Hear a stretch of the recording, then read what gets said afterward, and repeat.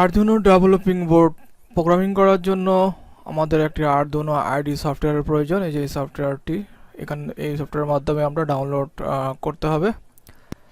তো সফটওয়্যারের ক্ষেত্রে আমাদের যে আমরা আমাদের যে কোনো ব্রাউজার ইউজ করতে পারি, যে কোনো ব্রাউজার ইউজ করে এখানে আমরা আরডুইনো .cc তে ক্লিক করব।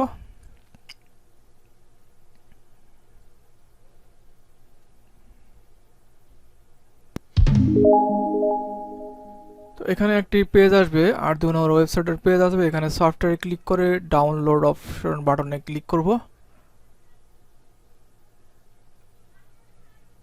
ক্লিক করার পর এখানে একটি পেজ চলে আসবে। এই পেজের এই যে এখানে দেখেন Windows installer for window XP or then more then, তো এটাতে ক্লিক করে আমরা সফটওয়্যারটি ডাউনলোড করে নিব।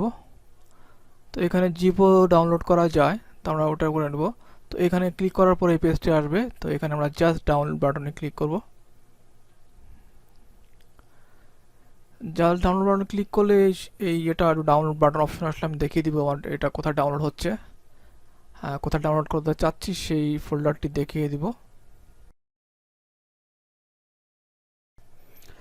তো এটা ডাউনলোড হতে কিছু সময় নেবে, আপনার নেটের স্পিডের উপর ডিপেন্ড করে, কিছু সময় নেবে। তো এটা যদি ডাউনলোড কমপ্লিট হয়ে যায়, তো যেখানে আমার ফাইলটি ডাউনলোড করা আছে সেখান থেকে আমি ফাইলটা নিয়ে ইনস্টল করব। তো যে ফাইলটি আমি ইনস্টল করব সেটা হচ্ছে এই ফাইলটি, ডাবল ক্লিক করলাম, এরপর নেক্সট বাটন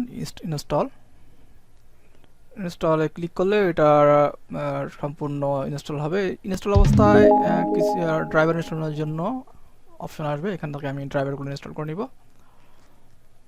থেকে ইনস্টলে ক্লিক করব, এরপরে আবার আসলে ইনস্টল ক্লিক করব, এরপর আবারও আসলে ইনস্টল ক্লিক করব।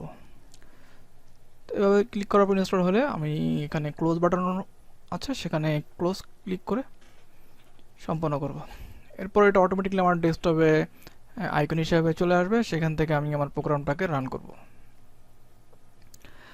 এটাই হচ্ছে আমার সফটওয়্যার, যেটা দিয়ে আমি আরডুইনোর যে বোর্ডগুলো রয়েছে ডেভেলপার বোর্ডগুলোকে, এখানে বিভিন্ন রকম ডাবলিং বোর্ড রয়েছে, সেগুলো রয়েছে। এগুলো ছাড়াও আরও কিছু বোর্ড রয়েছে, সেটার জন্য আপনাকে আবারও আলাদা আইডি ইনস্টল করতে হবে। যেমন উইনমস R1D1, তারপরে ESP32 ডেভেলপিং বোর্ড, তারপরে ESP8666 বোর্ড, তারপরে ATtiny, এই ধরনের বা আরও কিছু বোর্ড রয়েছে এবং কিছু আইসি রয়েছে যেগুলোকে আপনি সরাসরি বার্ন করতে পারেন।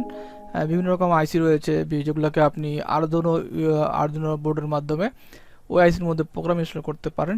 সেটার জন্য আপনাকে আলাদা আইডি ইনস্টল করে নিতে হবে। তবে সব ক্ষেত্রে আপনাকে অবশ্যই এই যে মেইন যে আইডিটি রয়েছে, সফটওয়্যার মেইন আইডি সফটওয়্যার রয়েছে, এটাকে অবশ্যই আপনাকে ইনস্টল করতে হবে। ফার্স্ট আপনাকে এই আইডিটি ইনস্টল করে নিতে হবে, তারপর আদার যে বোর্ড রয়েছে সেই যেগুলোকে আপনি আরও অন্যান্য ধরনের যে ডাবলিং বোর্ড রয়েছে সেগুলোকে কাজ করতে হলে আপনাকে অবশ্যই প্রথমে এই মেইন আইডিটি সফটওয়্যারটি ইনস্টল করতে হবে। ধন্যবাদ। পরবর্তী ভিডিও দেখার জন্য আহ্বান রইল। সে পর্যন্ত ভালো থাকবেন।